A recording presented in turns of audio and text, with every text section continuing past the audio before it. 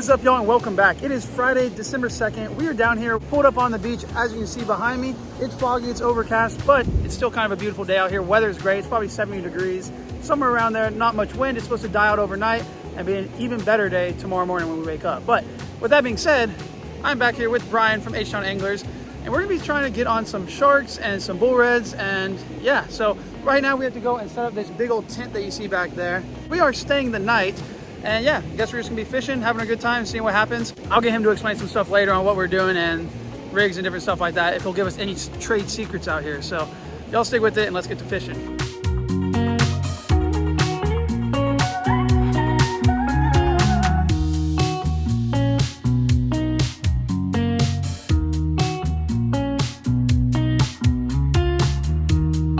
Okay, about 30 minutes later, and that is home for tonight.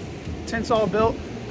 Brian's about to start calibrating his drone. He has a bait dropping drone, which is pretty sick. I'll show you all that. I think it's gonna be really awesome. We're gonna get everything rigged up and we're gonna try to get some baits in the water before it gets too dark.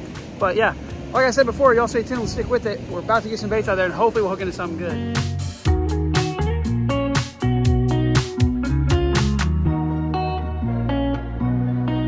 Okay, so we're about to deploy our first baits here. It's gotten dark around us. It's only like 5 o'clock, but it's just so foggy and overcast and misty. You can probably see it in the camera that yeah, it's really dark right now. But we're gonna get Brian to go over some of his leaders and his rigs here, basically just to show y'all what he's using for any of these big old sharks. What's going on, guys? So today we're gonna be using this is 1 leader for sharks. We got 25 feet of 1,300 pound mono. As you can see, it's almost as thick as my finger. Then we got a 1,000 pound swivel, and so that's gonna be the mono part to it. And then we have a 1,000 pound wire with a 20-aught circle hook. So yeah, that's going to be our leader for sharks. Here, show them. Look at the size of this hook compared to a hand. Just reference. It's absolutely huge. It's crazy. And then the size of the swivel too. It's just amazing, to be honest. And some people might say this is overkill, but I mean, what's the biggest shark you've caught out here? We've caught a 600 pound 9-foot bull shark. So we've caught 2 9-foot bull sharks this year. And yeah, I definitely recommend you have this thick line for your leader. So whenever you go up and you're gonna pull the leader in, if you have a lighter, like 400 pound leader, it will cut through your hand. So that's why we use this heavy stuff. Yep, and there you go. So now he's gonna pull out, we're gonna show you all the reels, the rods, and then we'll show you all the drone whenever he deploys the bait. So it's gonna be pretty cool. But yeah, there you go. Okay, so he's gonna go over the reel right here now. Y'all can see how big this thing is.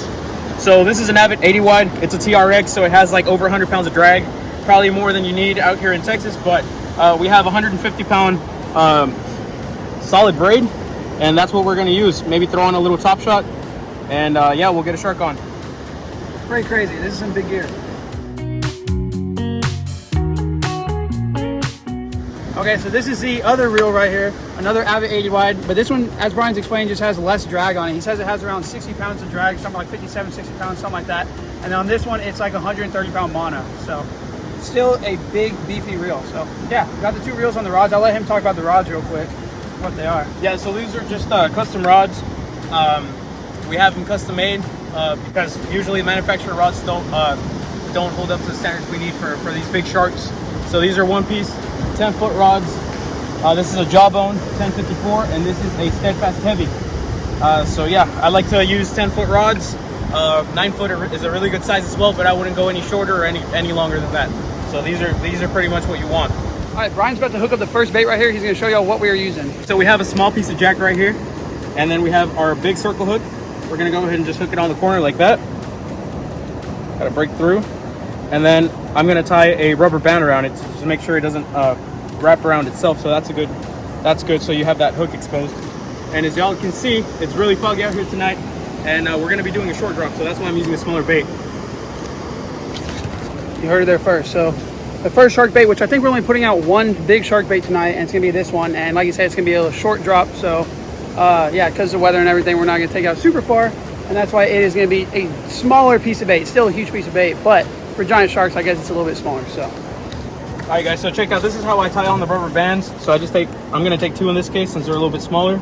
I go like that, loop it over like that. So I want to have that hook out, so I'm just gonna wrap it right there 2 times, 1 time over, y'all can see, and then let's see if we can get that in right there. Perfect. Oh. So that way that hook is going to stay right there. You see it won't move back and forth. And it won't hook around itself. So that's perfect right there. There you go. Let's get it out. Okay, so we got the weight right here, and today we're using 8-ounce spider weights right here, homemade actually by Brian himself. So pretty neat. He said 8 ounce should be good for tonight. It's a little rough, but it's not too bad. What is the biggest weight y'all use out here? So generally we actually use from these 8 for the short drops, and then we do use 16-ounce spider weights as well. Those would be our biggest ones with stainless steel legs.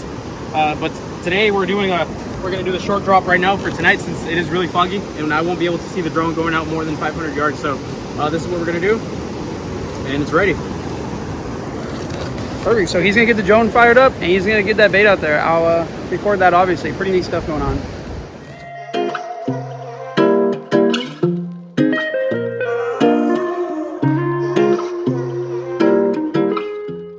Okay, so this is the Magic bait dropping machine. This is a drone right here. This is a Swell Pro FD1. And the cool thing about this is that, as Brian was saying, it's waterproof. So really neat thing here. And he says it can carry around 4.2 pounds of weight. So you can drop some pretty big baits with that. Also, he's telling us that there's some laws on it about not being able to take it off from the sand in certain beaches, in certain areas.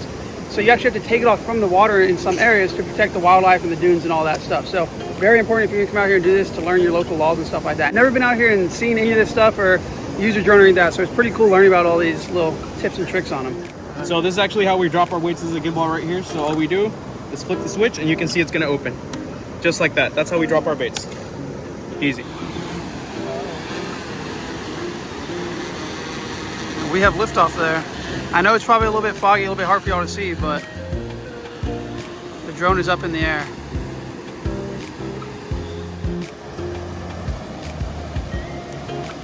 Good girl.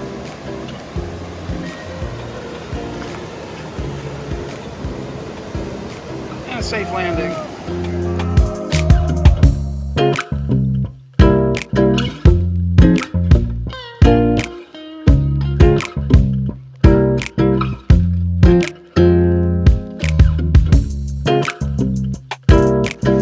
Okay, so we're about to launch the drone right here. It is kind of sketchy because of all the fog. As you can see, once the drone gets about 67 yards away, you lose sight of it. So this is gonna be a super short drop. I don't know if this is a good idea, but right now what he has to do is he's gonna hold the rod down at this angle, and then he's gonna get up, and then he's gonna put the rod in the rod holder, and then he has to hold his hand right here. Got a little koozie working. You could use a glove or whatever, and that's gonna keep your hand from burning on that line as the drone's ripping line out. So here we go. Any final words? Good luck. Good luck. Ready, Caleb? Yeah. Alright, it's up. Alright, you can set it down. Let me make sure I got mine. Alright, I'm good with the food.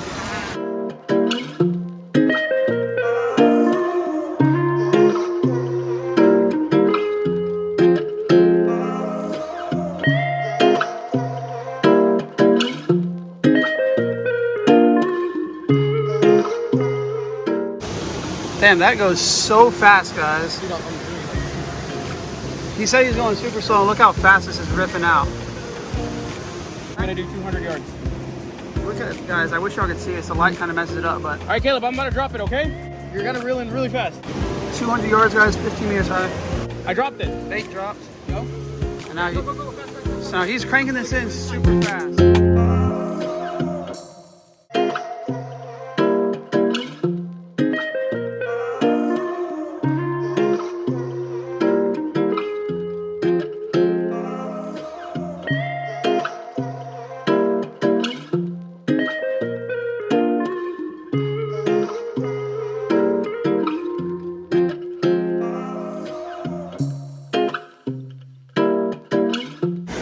Okay, so I wish I could have recorded more. We'll record more in the day tomorrow, but tonight, with the waves, with the weather, the super bad fog and everything, that was sketchy as heck. I'm sure Brian was a little sketched out there too. But hey, y'all check it out right there. The drone is back, safely landed. And yeah, we're gonna put this rod in the rod holder, and then we just wait for a bite. Hopefully we'll get something. He dropped it 200 yards out. It was crazy. Pretty neat though, really cool. We just dropped off this bait, so this is how you set your reel. So you want to turn on your clicker. Clicker's on, and then you want to put a drag to where you can barely pull it with your fingers. You just got to play with it until it's about right there. So the current doesn't take it, but if a shark pulls it, he won't feel that resistance on the line. You really don't want that shark to feel the resistance, or he'll drop the bait. So right there, he can comfortably run with it, and now we just have to wait for a bite. Once you get that drone about 50, 60 yards out, because of all the fog, you could not see where it was. So He was just watching on the remote and it was telling him how far out he was. He was about 200 yards out, and from the looks of it, it looked like he went pretty dang straight because the last side of the drone was straight in line with us. So I think it was a good drop. Only 200 yards, not far. He says usually they're going 300, 400, 500, super far. So he just swallowed a bug. But yeah, it was kind of sketchy, but the drone came back safe. It was really cool. Just click the return to home feature, and there it is right there. So now we wait. So while we're waiting for that big shark rod to get bait, we're gonna go ahead and cast out one of our smaller ones for full redfish. Not a tiny rod, but a lot smaller than that thing. We have a whole crab on here. We got our boy Brian to rubber band it so that hook is perfectly exposed. 5-ounce spider weight, and then all I have is some 50-pound monofilament, about a 2 foot up above it, 1.5 2 foot down below it. That's perfect. A couple swivels. Let's cast it out as hard as we can out to the first gut. See if we can get on that big bull red while we're waiting.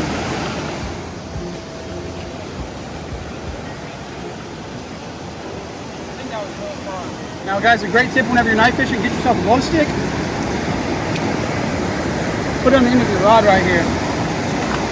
Whenever you get a bite, a lot of times that glow stick is either gonna fall off if it's a real hard bite and then snap back, or you're just gonna see it shake quite a bit. So great indicator whenever you're knife fishing. If you don't have a bell or anything, or down here on a surf, a bell, you know, bells are pretty quiet and the surf is pretty loud. Put some rod holder. Sometimes that happens, that's the only problem. Oh shoot, and that tide's coming in. You gotta be gentle putting them up or they'll fall off. Now when we're fishing, guys, we're way down here on the beach, the guts are a lot deeper, so you don't have to go as far to cast. So that's why I'm casting from shore, hoping to catch a bull red. A lot of times we wade out to the first bar and then cast, but these guts are significantly deeper. We got that set.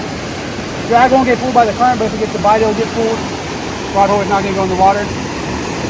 Perfect, y'all. We're hooking to something big.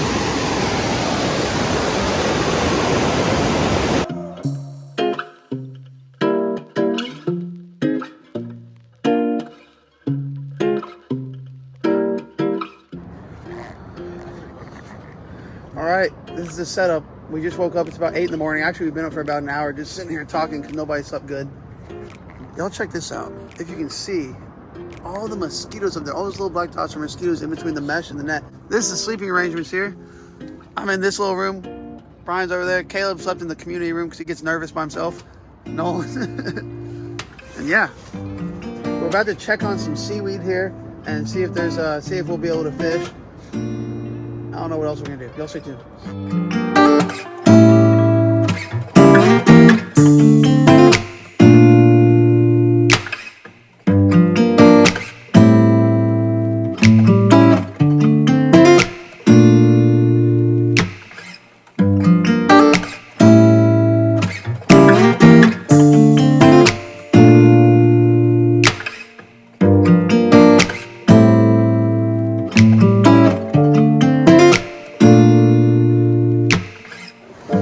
Got done eating breakfast. We're about to cast out our rods here and see if there's a lot of seaweed like there was last night, and if there's none, I think we're gonna run out a couple shark baits. But y'all check it out. There is waves, as you can see. It's not flat calm, but besides waves, there's zero wind. It's like glassing off out there past the surf. Pretty crazy.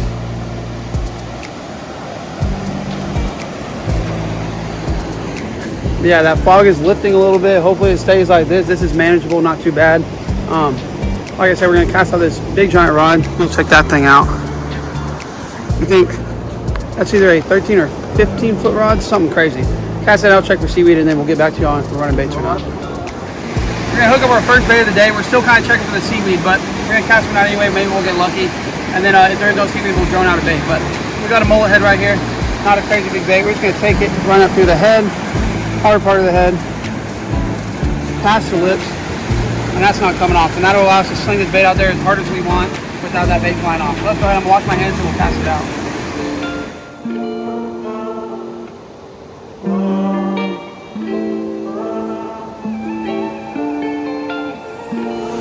So we made a few casts here with these big rods, and we determined that there's too much seaweed in close. So what he's gonna try now is we're gonna get the drone and we're gonna actually drone out this spinning rod right here with just a smaller bait, just for some bull reds. And we're just gonna try to get it past where all the seaweed is. Because we think the seaweed's just at this first little gub right here in the break, and the lines are getting caught in the waves. Even though it's a giant 15-foot rod, it's still getting caught in the waves. So we're gonna try to drone this out a little bit farther, about 150 yards, somewhere around there. and we're just gonna let it sit and see what happens.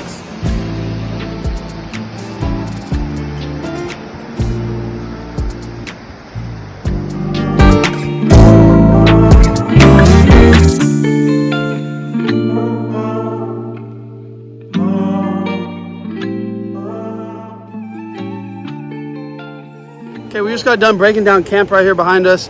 We still have our 2 rods out, but we've decided there's way too much seaweed here, so we're gonna head out. But I think we're actually gonna head down to another little spot, maybe go 10, 15 miles down the beach that way, and hopefully we'll be out of the seaweed a little bit more. We'll see what happens. Whenever we get there, I'll update y'all on the whole seaweed and fishing situation, so stay tuned.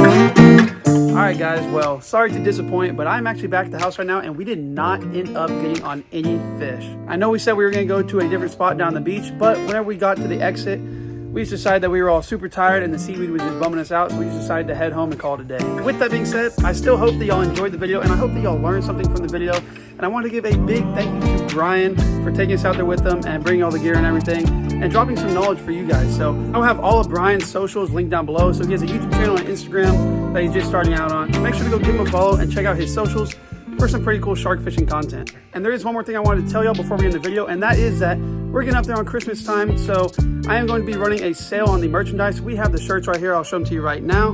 This is the back of the shirt. It got the logo on it right there, the hunter and the fisherman. And then we turn it around, and then on the front of the shirt, we just have the Before Outdoors with the Texas right there. So I'm gonna be running a big sale on them. So we're gonna be doing 30% off, actually more than 30% off.